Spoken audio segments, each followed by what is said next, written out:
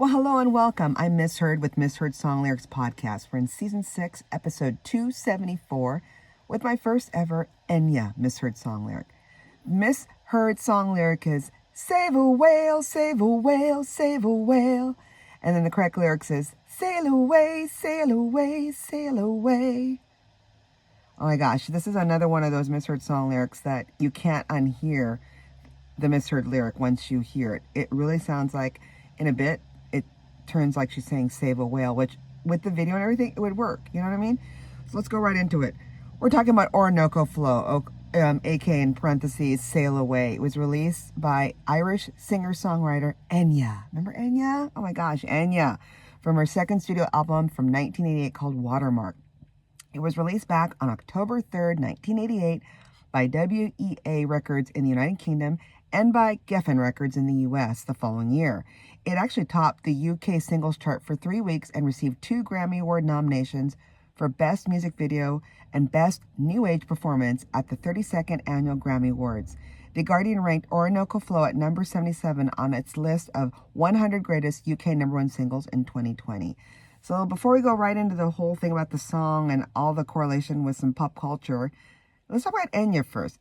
Her actual Irish name, oh my gosh, and I'm sorry for the Irish people that are listening. I'm going to try to pronounce it. So her full name is Ethne, which goes by Enya, Padrigan ni Baronian. And it's, they said, also angelicized as Enya Patricia Brennan. In kind of English terms, American terms. She was born on May 17th, 1961, and known, of course, as Enya. She is an Irish singer, composer, and also the best-selling Irish soul artist with an estimated 80 million albums sold, the second best-selling musical act from Ireland overall after the rock band U2. So that's a big, did you know? Okay, so the music of Enya has always been recognized for featuring multiple layers of her own vocals, instrumentation, lengthened reverb, and interwoven elements of Celtic music. Her career in music spans for 4 decades, guys. She's been composing and recording music since 1980s. She was raised in an Irish-speaking region of Gweedore, and in 1980, as Ethne ne Byron, no, that's, I think it's Brunonian, that's her actual name, Enya began her musical career playing alongside her family's Irish folk band called Clannad. She left her family band in 1982 to pursue her solo career, and for that we're so thankful because we wouldn't have known the world of Enya. She started working with former Clannad manager and producer Nicky Ryan and his partner Roma as their lyricists.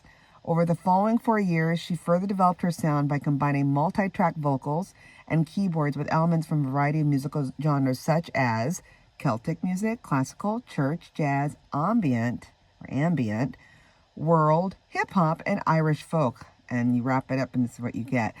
The earliest releases by Enya as a solo artist were 2 piano-synthesized instrumentals for the Touch Travel T4 cassette compilation back in 1984. That's a lot. Touch Travel T4 cassette compilation.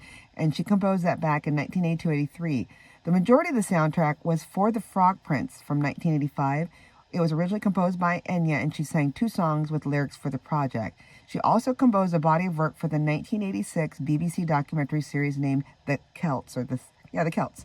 A selection of her pieces for The Celts were released as her debut album, Enya, came out in 1987.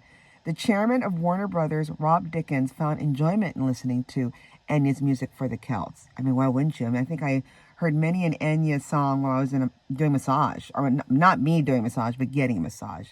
He happened to meet the trio, express his interest in Enya's music, and so the trio agreed to sign with Warner Music UK.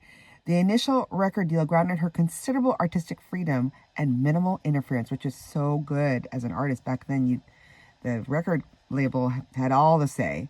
And then the success of her album from 1988, Watermark, propelled her to worldwide fame, primarily through her international hit single, the song we're talking about today, Orinoco Flow, Sail Away. In the following decade and up to the new millennium, she released the multi-million selling albums Shepherd Moons in 1991, The Memory of Trees in 1995, and A Day Without Rain in 2000. Sales of A Day Without Rain and its lead single, Only Time, surged in the U.S. following its use in media coverage of the 9/11 attacks. I did not know that. And then in 2005, Amarantine, and 2008, And Winter Came, Enya took a 4-year break from music, returning to her recording studio in 2012 to begin work on her 8th studio album in 2015 called Dark Sky Island. Regarding a new studio album, there have been mentions about Enya recording new music according to some close sources. As of 2019, her sister Moya Brennan also mentioned that she was recording music. Enya's latest statement in print from a vinyl release of A Box of Dreams in late June 2023, so that's already a year ago. It read in Irish, oh gosh, here we go. Quote unquote, Bienvenue à Tiet La Chia Gagnol, which approximates as we will meet again soon. So she's kind of leaving that open. She's definitely one that has a private life, and she's known for that lifestyle. She said that, quote unquote, the music is what sells, not me or what I stand for. That's the way I've always wanted it. She almost kind of has this, for me, the feeling of the music itself should be stand on its own, and even though she's the artist bringing the music, it shouldn't be all on the artist. So that's interesting. She has not married and has no children, but has many nieces and nephews, and is considered an aunt to the Ryan's 2 daughters, having shared their Artane home for almost a decade. In 1991, she said, quote unquote, I'm afraid of marriage because I'm afraid someone might want me because of who I am instead of because they love me. I wouldn't go rushing to anything unexpected, but I do think a great deal about this. It's been reported that she had a relationship with one man ending back in 1997, around the time when she considered taking time out of music to have a family, but found she was putting pressure on herself over the matter and gone the route she wanted to go.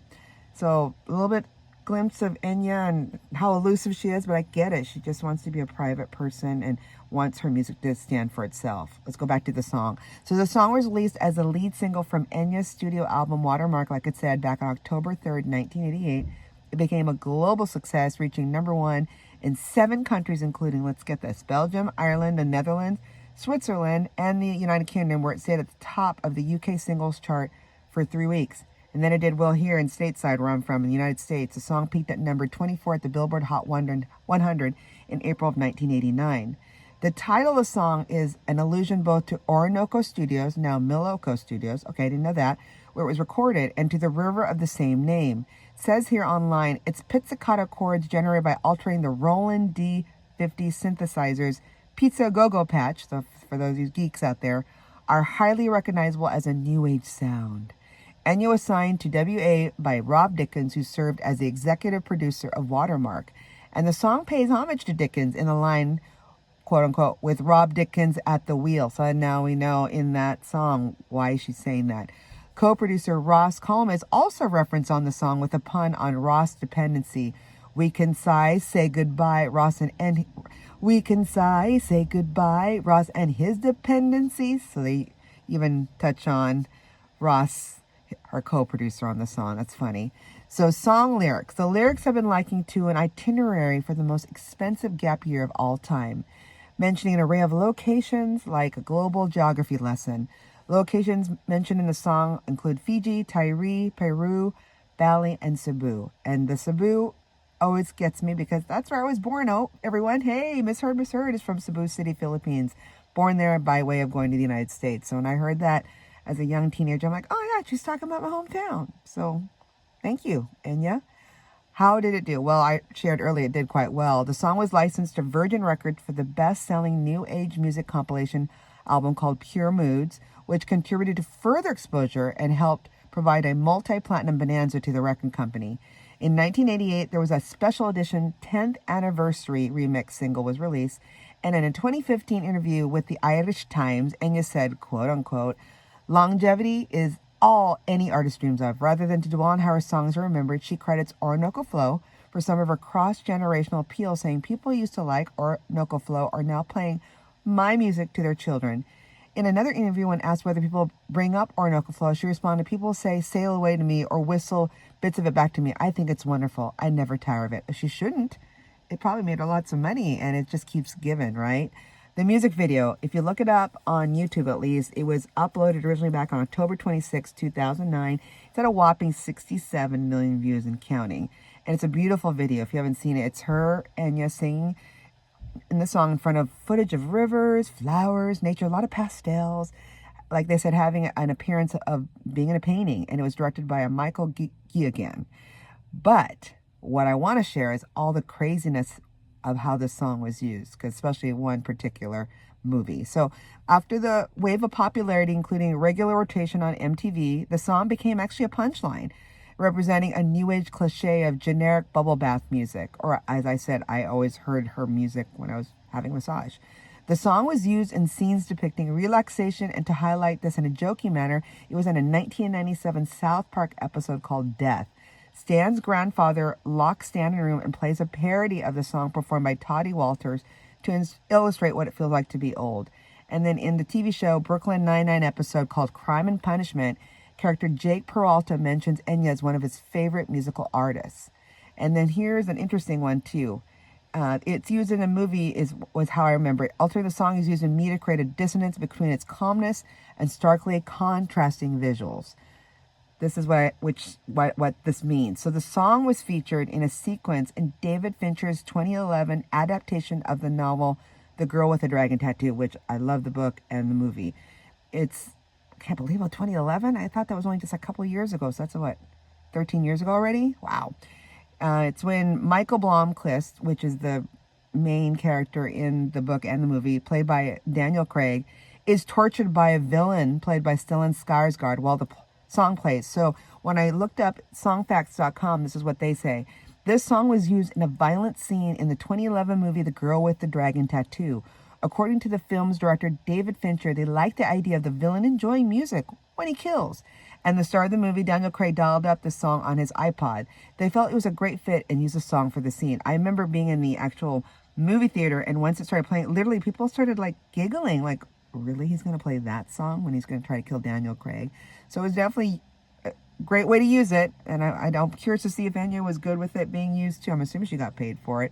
So many different other areas that's being used, but the one that keeps in my mind is the 2011 Girl with the Dragon Tattoo.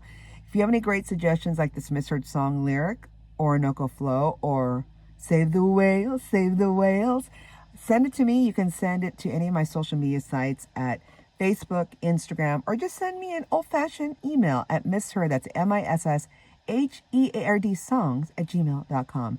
Till then, keep singing the songs wrong. Bye.